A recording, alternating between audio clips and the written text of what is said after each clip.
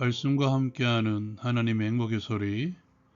이 시간에는 창세기 20장 1절에서 18절의 말씀을 가지고 라운 큐티 시작하도록 하겠습니다. 아브라함은 아비멜렉에게 사라를 다시 누이라고 속임으로 문제가 발생하죠. 하나님께서 개입하셔서 이것을 해결하십니다.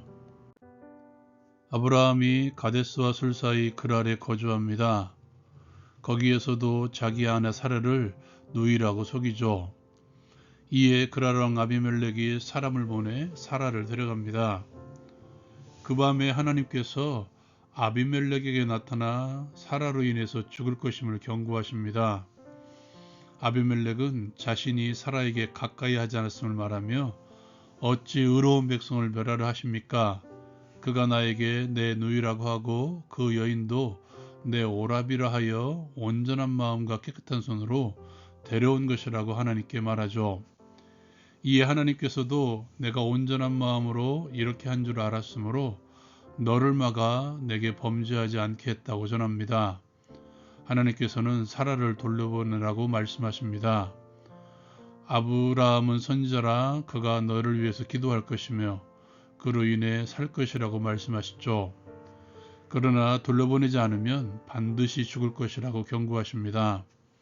아비멜렉은 아침에 일찍 일어나 모든 종들을 불러 그 모든 일을 말하여 들려주죠. 이에 그들이 심히 두려워합니다. 아비멜렉이 아브라함을 불러 말합니다. 어찌하여 우리에게 이렇게 하였느냐? 내가 무슨 죄를 범하였기에 내가 큰 죄에 빠질 뻔하게 하였느냐? 내가 무슨 뜻으로 이렇게 하였느냐? 아브라함이 말합니다. 이곳에서는 하나님을 두려워함이 없으니 내 아내로 말미암아 사람들이 나를 죽일까 생각하였으며 정말 그는 나의 이복누이로서 내 아내가 되었음이라. 하나님께서 이렇게 두루 다니게 하실 때 내가 아내에게 말하기를 이후로 가는 곳마다 그는 나를 그대의 오라비라 하라. 이것이 그대가 내게 베풀 은혜라 하였었노라. 아비멜렉이 이 말을 듣고 양과 소와 종들을 이끌어 아브라함에게 주고 그의 아내 사라도 그에게 돌려보내어 말합니다. 내 땅이 내 앞에 있으니 내가 보기에 좋은 데로 거주하라. 사라에게 말합니다.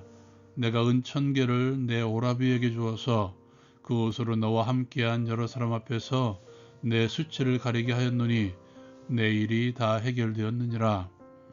이 아브라함이 하나님께 기도합니다. 하나님께서 아비멜렉과 그의 아내와 그의 여종을 치료하사 출산하게 하십니다. 왜냐하면 하나님께서 아브라함의 아내 사라의 일로 아비멜렉의 집의 모든 태를 닫으셨기 때문이었습니다. 적용을 위한 나눔의 시간.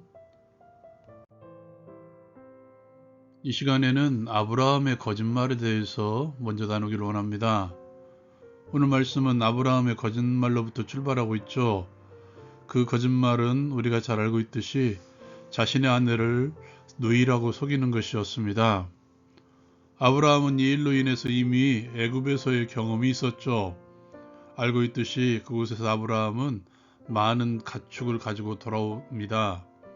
거짓말을 했는데 많은 것을 얻었다라는 결론이 아니라 그곳에서도 하나님의 살아계심을, 하나님의 능력을 경험하고 온 것이죠. 그런데 동일한 상황이 그랄에서 다시 일어난 것입니다. 그럼에도 불구하고 여전히 자신의 아내를 누이라고 말한 것이죠. 만약 아브라함의 거짓말에 선하다면 하나님께서 아비멜렉을 심판할 이유가 없었겠죠. 아브라함의 거짓말은 거짓말로 멈추지 않습니다. 오늘 말씀에서는 자신의 거짓에 대해서 아비멜렉 앞에서 변명하고 있습니다. 이곳에서는 하나님을 두려워함이 없으니 내 아내 때문에 내가 죽임을 당할까 염려가 된다. 두 번째로 그는 원래 나의 누이였다. 이 두 가지가 아브라함의 변명이었죠.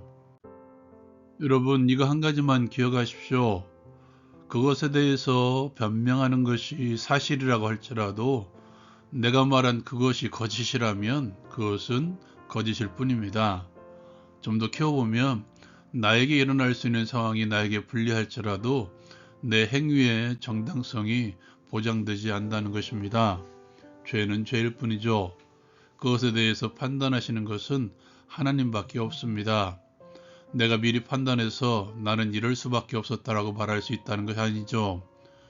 따라서 그 문제에 대해서 짊어져야 될 책임 또한 나에게 있음을 기억하십시오. 이것이 저 사람을 구원하시기 위해서 술을 마셨을 뿐이다. 이 말과 뭐가 다르겠습니까? 구원하기 위함 그 방법조차도 선해야 됨을 기억하십시오. 그 사람이 구원받는다면 그것은 좋은 것이지만 나는 죄를 지었을 뿐입니다.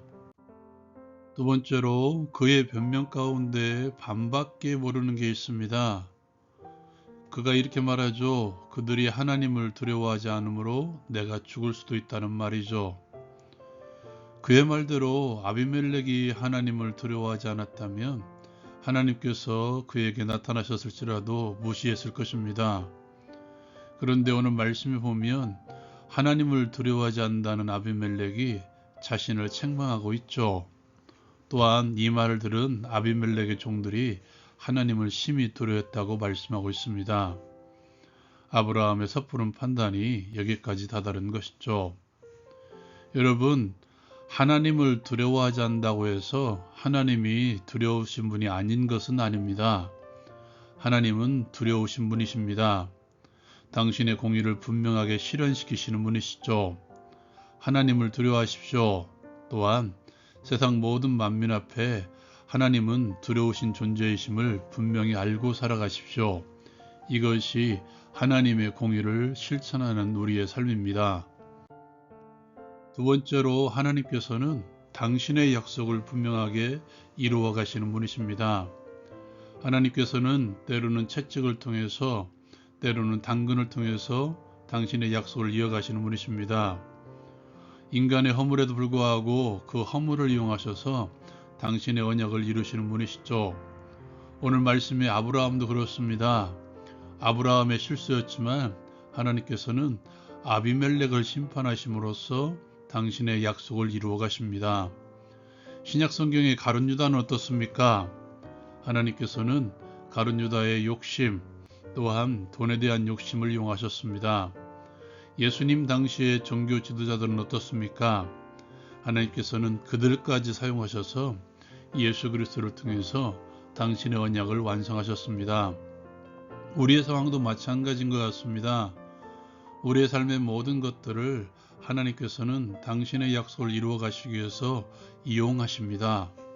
롯처럼 만들어 가시는 것이 아니라 우리의 의지를 인정하시고 우리의 의지대로 살아가시는 것을 허용하시지만 그 모든 것들을 사용하셔서 우리를 당신의 나라로 이끄시기 위한 약속을 이루어 가신다고 저는 생각합니다. 그렇다면 이제 그 선택의 몫은 우리의 것입니다. 우리의 실수를 통해서 이루어 가시기를 원하십니까? 아니면 하나님을 향한 열심을 통해서 쓰임받기를 원하십니까? 적용을 위해 함께 기도합니다. 언약을 이루어 가시는 하나님이심을 기억하고 하나님께 선하게 쓰임받는 삶을 살아가게 하옵소서. 하나님을 두려워함으로 이 땅에 하나님의 공의를 드러내게 하옵소서. 예수님의 이름으로 기도합니다. 아멘. 오늘 말씀에 보면 하나님께서는 아비멜렉에게 아브라함의 기도를 받게 하시고 아브라함이 기도함으로 아비멜렉의 여인들을 치료하십니다. 하나님께서는 그렇게 세상으로 하여금 하나님의 사람을 두려워하게 하십니다. 라온 큐티 마칩니다.